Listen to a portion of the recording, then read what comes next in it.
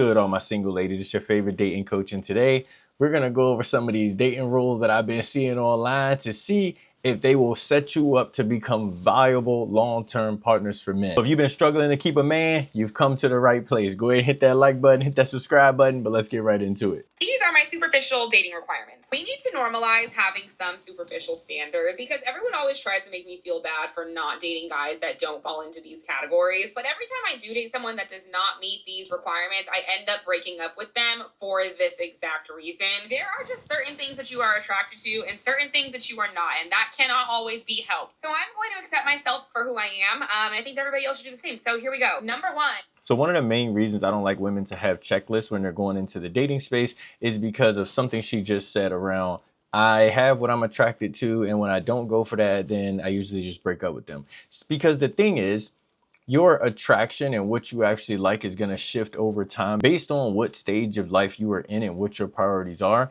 So a lot of women right now, if you are younger and you are just looking to have fun, there are certain things that are going to be attractive to you right now. But in 5 years, 10 years, when you're looking to have a stable family, there are completely different attributes that you're going to be looking for. And so I would just tell you not to pigeonhole yourself by putting all these checklist requirements in place, because they literally change all the time as you're growing as a person. You must be significantly bigger than me. I like to feel small. And this does not just mean height. You can compensate for height with muscle mass. I need to feel like you can pick me up with one arm. I want to be able to sit on your back while you're doing push-ups. If I sit on your lap and it feels like your leg is going to break under my weight, if I am not swimming in your jeans when I try them on, if you struggle at all to pick me up, it's not gonna work. Number two, you must— Okay. I'm gonna call this out. I completely understand. Women at the end of the day want to feel small. So I am 6'10", right? And even when I run into women, and this isn't often, but are like 5'10", 5'11", 6 feet, and then now they're staring up at me, they're so excited because it's just like, oh my God, I never just felt like I'm small. And then I happen to be strong myself. So then I'm able to scoop women up, do curls, right? Do squats, do push-ups with them on my back. And it is always this exciting moment, like, ooh, he can just dominate me. And so I actually agree to that one. Totally makes sense. Lift heavier than me in the gym. If we work out together and I am lifting heavier weights than you on any exercise, I will get the immediate ick and I cannot get rid of it. This includes legs. I should not be hip thrusting more than you. You are bigger than me because of number one. You should also be stronger than me. I want to know that if I fought you, I would lose. The only exception is core. I do have a very strong core. If I can outplank you or do better ab exercises, I will excuse that. Number three, now that— Okay. This is another one. I completely agree. At the end of the day, a woman looks at their man as their security, their protection, and their safe haven. If at any point you think that this man cannot be the protector of your household, then you start to lose trust and respect in them.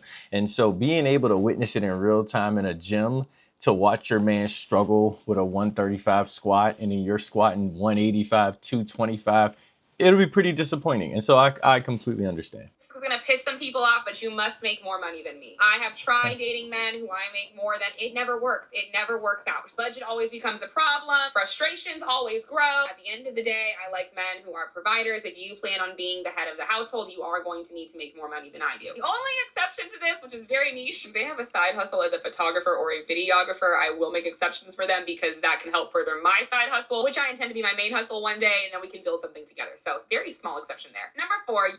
Now, this one definitely is controversial. When it comes to the money numbers, I wish people were more open and honest about what that number exactly means, okay? Because if you make $185,000 a year in California, that is $10,000 a month after tax, okay?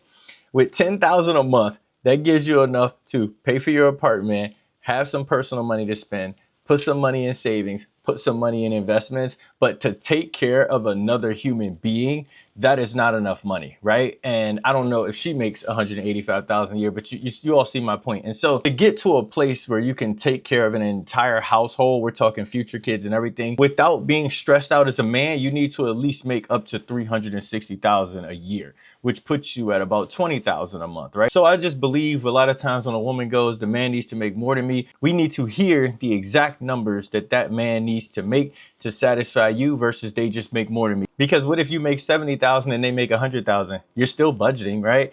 100,000, if I remember right, was only about $5 grand a month. after tax. And so that's not enough to take care of someone else. So I just be loving to hear these numbers a little bit more. You must know how to dress, and if you don't, be willing to let me dress you. I cannot have you embarrassing me every time we go out in public because I'm scared of what you're gonna wear. I like men that dress like grown men, not like they are still stuck in college or high school. If you don't know how to do that, that is okay, but you must be willing to accept my guidance or else this relationship is not going to work out. Number 5. All right, so for this one, I'm gonna divide this into 2 parts. Know how to dress, yes, agree. But this also depends on where you're located at, because let me just say, what I wear in Los Angeles, because that's where I live, is probably a little bit more extreme than what I used to wear in DC. And I remember I had on one fit here that everybody was like, man, that joint go crazy, because it's more of an open-minded place. And then I wore the same thing in San Francisco, and I was around a bunch of women, and they was like, man, listen, this fit is fly, but definitely out here wearing this, it come off as gay. And nothing about my demeanor or anything is gay. It's just the point that in San Francisco, they don't dress as flashy as people do in Los Angeles. And the same thing happened. I'm from Washington, D.C. When I went to D.C. and I took some outfits there, people was like, oh, these joints tough. And then it also was like, you good? Like, you good? You know what I mean? And so I think that's designated based on your location as well. Now for that second point, take my guidance and let me teach you how to dress. I personally think that's disrespectful. And now you're starting to lean into this concept I've been seeing online as well, where women are like, I'm getting tired of training men. And I still don't honestly understand what that means, because if a man is not meeting your expectations, then why are you even trying to pursue a relationship with them?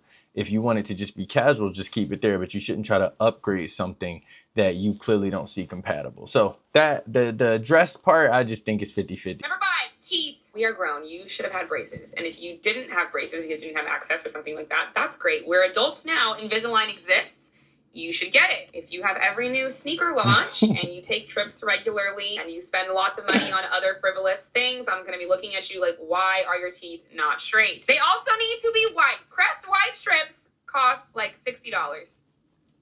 They work great. If your teeth are yellow, I'm going to question your oral hygiene, and I am not going to want your mouth on me anywhere, which poses a problem. Okay, so for the teeth, I'm a 100% agree with her, because it is literally the first thing that everybody sees when they meet you. And even for myself, for years, I was able to get by with my teeth just being okay. I still got women and everything, so I didn't see it as a big deal. And I did take as much care of my mouth as possible, but I still needed Invisalign, which I actually got in right now to straighten out my bottom row, because they weren't as crisp as I needed them to be. And so I definitely was like, yo, we got to get these fixed. And then as soon as it's done, I'm actually getting a whitening as well, just to take my ish to another level. And so I understand what she's saying, because even though my breath never stinks, it looks crazy when you meet someone and you're talking to them, and then you get to staring at their mouth when they're talking, and you're just like, God damn, do you brush? Do you floss? Do you? Like, you do start having those thoughts. And so I would definitely say I agree with her 100% on that. And if you want to know personally, if you have a nice smile, I mean, honestly, just go look in the mirror, smile, take a picture, and then ask ChatGPT. It'll tell you the truth. Vegans, vegetarians, I am undecided on. I don't care what your reasoning is. They always secretly want to convert you. I am never going to be vegan, so that's out of the question. And sharing food is a love language of mine. If we cannot share food, I know it sounds dumb, but it's not going to work. On that vegan point, she is 100% right. And so I completely understand. You'll find yourself trying to eat tofu every single day, and it's just like, listen, this ain't giving me the protein I need to build up this body. I'm good on that, right? And so I agree with her. It's good. Please, they must drink. I know it's not good for you. I understand it is poison. I have tried dating men that don't drink before. It never works out. How are we supposed to go wine tasting in Italy? I want to turn up with my bae. I want to go on vacation together and have a great night and get lit. And if you can't do that, how are we supposed to... Margarita, I'ma open my leg. Give it to margarita. Okay, so when it comes to drinking, this one is always tough, as someone who used to turn up all the time. And I drink, yes.